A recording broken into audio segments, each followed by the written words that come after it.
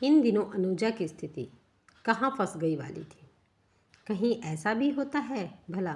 वह अपने आप में कसमसा रही थी। ऊपर से बर्फ का ठेला बनी बैठी थी और भीतर उसके ज्वालामुखी दहक रहा था। क्या मेरे माता पिता तब अंधे बहरे थे? क्या वे इतने निष्ठुर हैं? अगर नहीं तो बिना परखे ऐसे लड़के से क्यों बांध दिया मुझे, जो किसी अन्य की खातिर मुझे छोड़ भागा है, जाने कहाँ। अभी तो सुहाग रात तक भी नहीं हुई, जाने कहाँ भटक रहा होगा। फिर पता नहीं वह लौटेगा भी या नहीं। उसकी विचार श्रृंखला में इसी तरह के सैकड़ों सवाल उमड़ते घुमड़ते रहे थे और वह इन सवालों को झेल भी रही थी। झेल क्या रही थी? तड़प रही थी वह तो। लेकिन जब उसे उसके घर से भाग जाने के कारण की जानकारी हुई तो उसे झटका लगा था। उसके इंतज़ार में 15 दिन कब निकल गए? क्या बीती होगी उस पर? कोई तो पूछे उससे आकर। सोचते विचारते अक्सर उसकी आंखें सजल हो उठती। नित्य 2 बूंद अश्रु उसके दामन में लुढ़क भी आते और वह उन अश्रु बूंदों को देखती हुई फिर से विचारों की दुनिया में चली जाती थी और अपने अकेलेपन पर रोती रहती। अवसाद, चिड़चिड़ाहट, बेचैनी से उसका हृदय तार तार हुआ जा रहा था। लगने लगा था जैसे वह अब तक में ही पागल हो जाएगी। उसके अंदर जो जैसे सांप रेंगने लगा था, जैसे वह खुद को नोच ही डालेगी या फिर वह कहीं अपनी जान ही भी गंवा बैठेगी। वह सोचती जानती होती कि यह ऐसा कर जाएगा तो ब्याह ही नहीं करती इससे। तब दुनिया की कोई भी ताकत मुझे मेरे निर्णय से डिगा नहीं सकती थी। पर अब मुझे क्या करना चाहिए? क्या इसके लौट जाना चाहिए या इसके आने का इंतज़ार करना चाहिए या फिर पीहर लौट जाना ही ठीक रहेगा? क्या ऐसी स्थिति में यह घर छोड़ना ठीक रहेगा क्या? वक्त पर कोई न कोई उसे खाने की थाली पहुंचा जाता। बीच बीच में आकर कोई न कोई हालचाल भी पूछ जाता। पूरा घर तनाव से ग्रस्त था। मरघट सा सन्नाटा था। उस चौबारे में सन्नाटा भी ऐसा जो भीतर तक चीर जाए। परिवार का हर सदस्य एक दूसरे से नजरें चुराता दिखता। ऐसे में वह खुद को कैसे संभाले हुए थी वह ही जानती थी। दुल्हन के ससुराल आने के बाद अभी तो कई रस्में थी जिन्हें उसे निभाना था। वे सारी रस्में अपने पूर्ण होने के इंतज़ार में मुंह बाए खड़ी थी। उसे नई नवेली दुल्हन से मिलने जुलने वालों का आए दिन तांता लगा रहता था। वह जानती थी, ऐसा वह कई घरों में देख चुकी थी।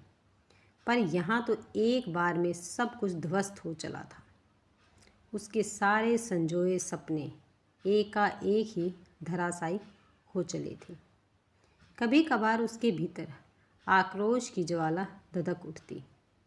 तब वह बुदबुदाती, भाड़ में जाए सारी रस्में रिवाजें, नहीं रहना मुझे अब यहाँ। आज ही अपना फैसला सुना देती हूँ इनको और अपने पीहर को चली जाती हूँ। सिर्फ यही नहीं, वहाँ पहुँचकर अपने माँ बाबूजी को भी तो खरी खोटी सुनानी है। ऐसे विचार उसके मन में उठते रहते थे और वह इस बाबत खिन्न उठती थी। इन दिनों उसके पास तो समय ही समय था। नित्य मंथन में व्यस्त रहती थी। और फिर क्यों न हो मंथन? उसके साथ ऐसी अनूठी घटना जो घटी थी, अनसुलझी पहेली, सरीखी, वह सोचती किसे सुनाऊं मैं अपनी व्यथा? कौन है जो मेरी समस्या का निराकरण कर सकता है? शायद कोई भी नहीं और शायद मैं खुद भी नहीं। फिर मन में ख्याल आता, अगर परीक्षित लौट भी आया तो क्या मैं उसे अपना पाऊंगी? क्या परीक्षित अपने भूल की क्षमा मांगेगा मुझसे? फिर कहीं मेरी हैसियत ही धूमिल तो नहीं हो जाएगी? इस तरह के अनेक सवालों से जूझ रही थी और खुद से लड़ भी रही थी। अनुजा बुदबुदाती, यह कैसी शामत आन पड़ी है मुझ पर? ऐसा कैसे हो गया? तभी घर से आ रही खुसर पुसर की आवाज़ों से वह सजग हो उठी और खिड़की के मुहाने तक पहुँचे। देखा, परीक्षित सिर झुकाए लड़खड़ाते कदमों से थका मांदा सा आंगन में प्रवेश कर रहा था। उसे लौट आया देखा, सबके मुरझाए चेहरों की रंगत एकाएक बदलने लगी थी। अब उन चेहरों को देख कोई कह ही नहीं सकता था कि यहाँ कुछ घटित भी हुआ था। वहीं अनुजा के मन को भी सुकून पहुँचा था।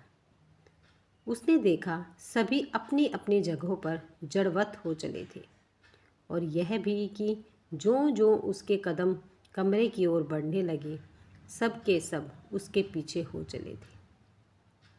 पूरी जमात थी उसके पीछे। इस बीच परीक्षित ने अपने घर के लोगों पर सरसरी निगाह डाली।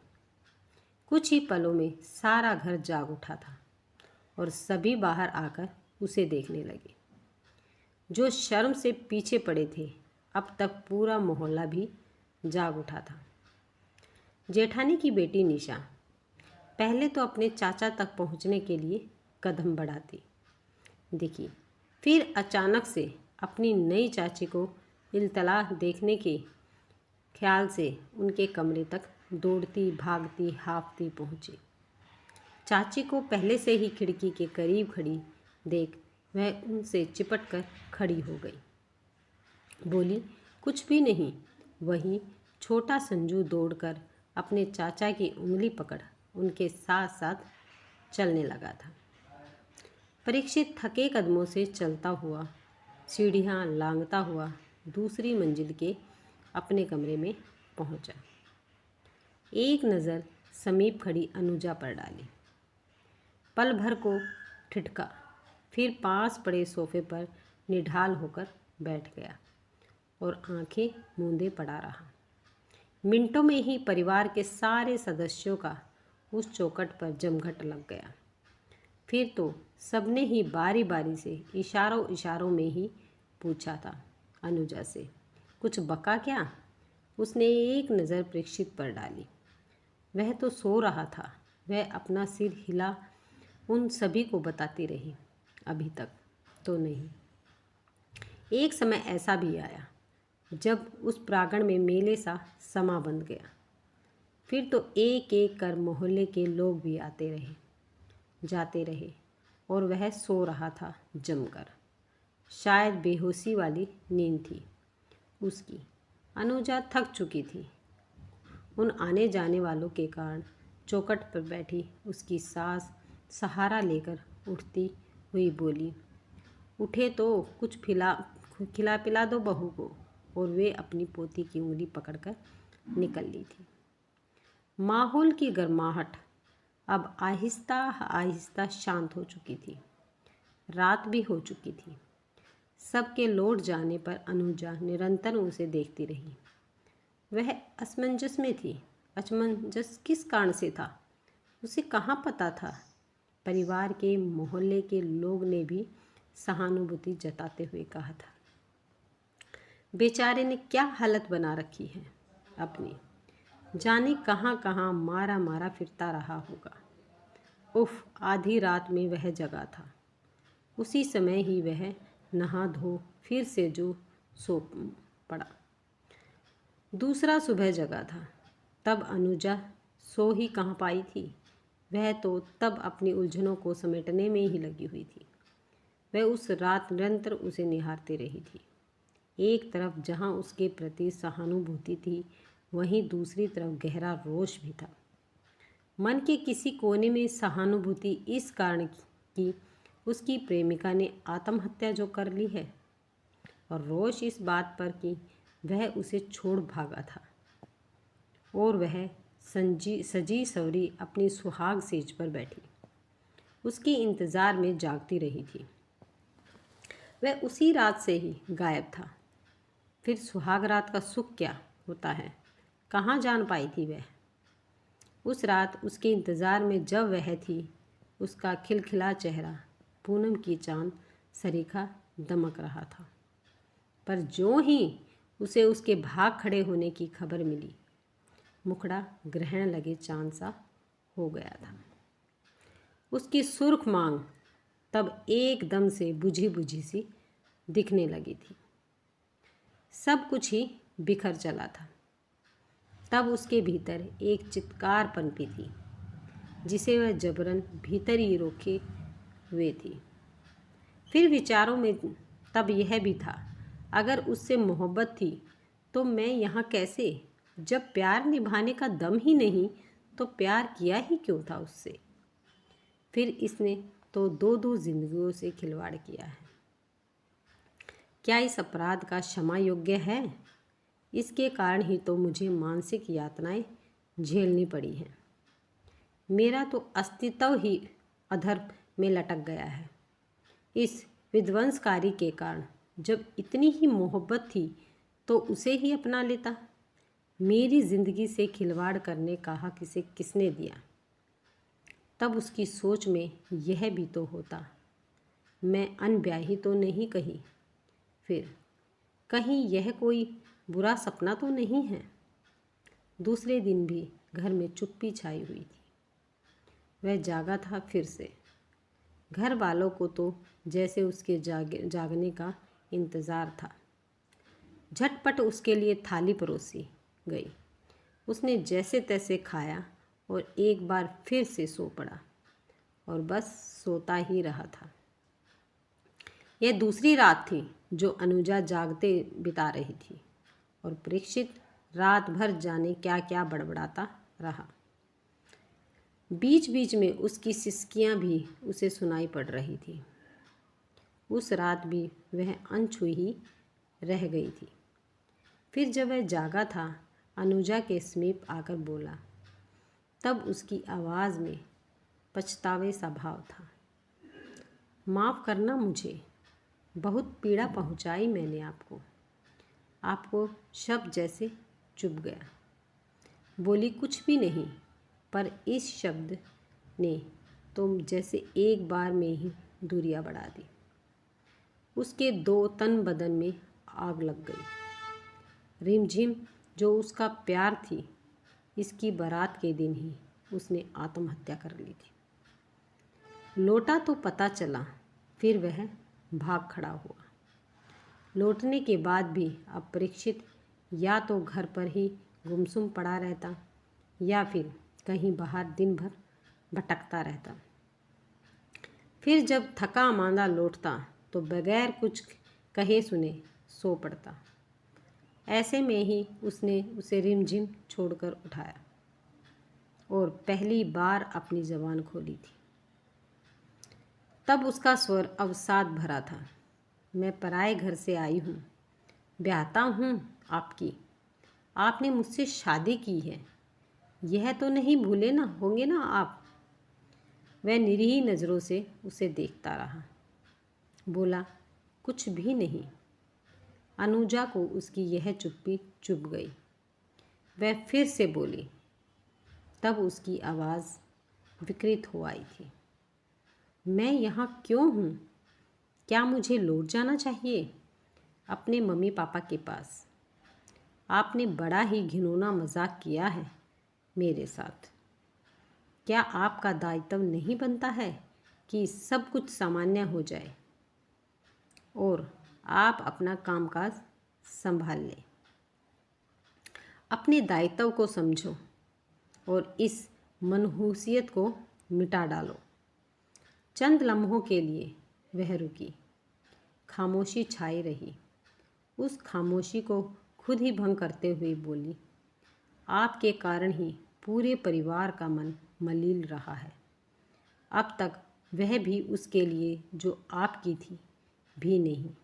अब मैं हूँ और मुझे आपका फैसला जानना है, अभी और अभी।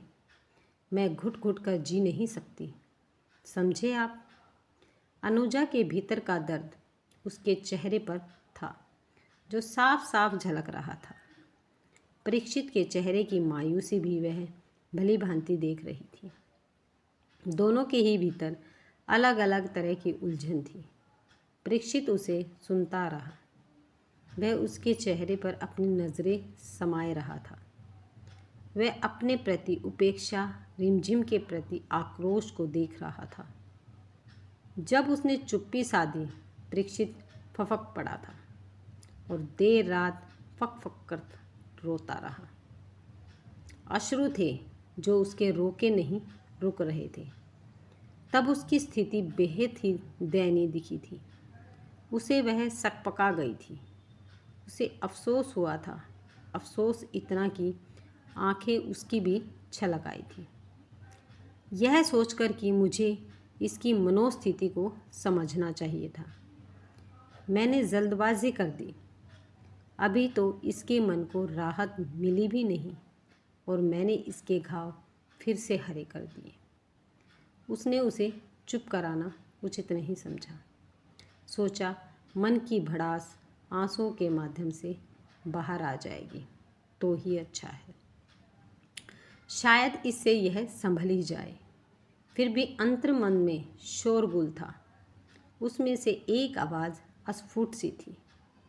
क्या मैं इतनी निष्ठुर हूँ जो इसकी वेदना को समझने का अब तक एक बार भी सोचा नहीं?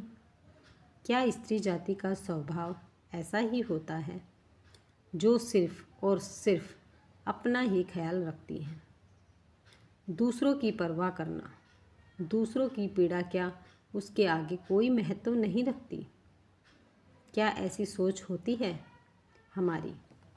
अगर ऐसा ही है तो बड़ी ही शर्मनाक बात है यह तो। उसकी तंद्रा तब भंग हुई थी जब वह बोला, शादी हो जाती अगर हमारी तो वह आपके स्थान पर होती आज। प्यार किया था उससे, निभाना भी चाहता था, पर इन बड़े बुजुर्गों के कारण ही वह चल बसी। मैं कहाँ जानता था कि वह ऐसा कर डालेगी, पर मेरा क्या, इस पचड़े में दोषी कैसे मैं? मुझे सज़ा क्यों मिल रही है? आप कहो तो अभी इसी क्षण अपना सामान समेट कर निकल जाओ। देखिए मुझे संभलने में ज़रा वक्त लगेगा। फिर मैंने कब कहा कि आप यह घर छोड़कर चली जाओ? तभी अनुजा फिर से विफर पड़ी। वह हमारे वैवाहिक जीवन में जहर घोल गई है। अगर वह भली होती तो ऐसा कहर तो न ढाती। लाज, शर्म, परिवार का मान सम्मान, मर्यादा भी तो कोई चीज़ होती है जो उसमें थी ही नहीं।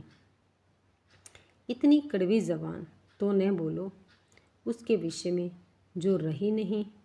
उजूल फजूल बकना क्या ठीक है? फिर उसने ऐसा क्या कर दिया? वह एकाएक आवेशित हो उठा था। वह एक बार फिर से सकपका गई थी। उसे उससे ऐसे व्यवहार की उपेक्षा तो नहीं थी। फिर वह अब तक यह बात समझ ही नहीं पाई थी कि गलत कौन है। क्या वह खुद, क्या उसका पति, या फिर वह नासपिटी? देखते देखते चंद दिन और बीत गए। स्थिति ज्यों की त्यों ही बनी रही। अब उसने उसे रोकना टोकना छोड़ दिया था और समय के भरोसे जी रही थी। परीक्षित अब भी सोते में जागते में रोता सिसकता दिखता। कभी उसकी नींद उचट जाने पर रात के अंधेरे में ही घर से निकल जाता। घंटों बाद थका हारा लौटता भी तो सोया पड़ा होता। भूख लगे तो खाता, अन्यथा थाली की तरफ निहारता भी नहीं। बड़ी गंभीर स्थिति से गुजर रहा था वह, और अनुजा झुंझलाती रहती थी। ऐसे में अनुजा को उसकी चिंता सताने भी लगी थी। इतने दिनों में परीक्षित ने उसे छुआ भी नहीं था, न खुद से उससे बात ही की थी। उसने उस दिन पलंग के समीप की टेबल पर रखी रिमझिम की तस्वीर फ्रेम में जुड़ी रखी देखी तो वह चकित हो उठा।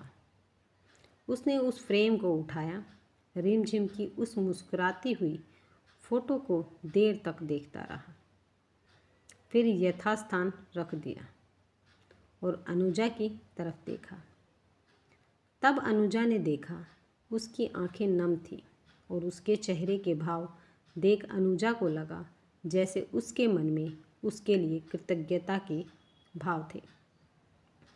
अनुजा सहज भाव से बोली, मैंने अपनी फ़ोटो हटा दी है। रिमझिम दीदी अब हमारे साथ होगी, हर पल हर क्षण। आपको बुरा तो नहीं लगा? उसने उस वक्त कुछ न कहा। काफ़ी समय बाद उसने उससे पूछा, तुमने खाना खाया? फिर तत्काल बोला, हम दोनों इकट्ठे खाते हैं, तुम बैठी रहो। मैं ही माँ जी से कह आता हूँ कि वे हमारी थाली परोस दे। खाना खाने के दौरान वह देर तक रिमझिम के विषय में बताता रहा। आज पहली बार ही उसने अनुजा को आप और आपने कहकर संबोधित नहीं किया था और आज पहली बार ही वह उससे खुलकर बातें भी कर रहा था। आज उसकी स्थिति और दिनों की उपेक्षा सामान्य लगी थी उसे, और जब वह सोया पड़ा था उस रात एक बार भी न सिसका, न रोया और न ही बड़बड़ाया। यह देख अनुजा ने पहली बार राहत की सांस ली। मानसिक यातना से निजात पाकर अनुजा आज गहरी नींद में थी। परीक्षित उठ चुका था और उसके उठने के इंतज़ार में पास पड़े सोफे पर बैठा दिखा। पलंग से नीचे उतरते जब अनुजा की नज़र टेबल पर रखी तस्वीर पर पड़ी तो चकित हो उठी और मुस्कुरा दी। परीक्षित भी मुस्कुराया था उसे देख। तब अब उस फोटो फ्रेम में रिमझिम की जगह अनुजा की तस्वीर लगी हुई थी। तुम मेरी रिमझिम हो, तुम ही मेरी पत्नी अनुजा भी। तुम्हारा हृदय विशाल है और तुमने मेरे कारण ही महीने भर से बहुत दुख झेला है, पर अब नहीं। मैं आज ही से दुकान जा रहा और तभी अनुजा को महसूस हुआ कि उसकी मांग का सिंदूर सुर्ख हो चला है और दमक भी उठा है। कुछ अधिक ही सुर्ख, कुछ अधिक ही दमक रहा है और उसकी पहली शादी वाली रात मनाई। दोनों एक दूसरे में खो गए। अगर आपको ये वीडियो पसंद आई है तो वीडियो को लाइक, शेयर और सब्सक्राइब करना ना भूलें। मिलते हैं नेक्स्ट वीडियो में।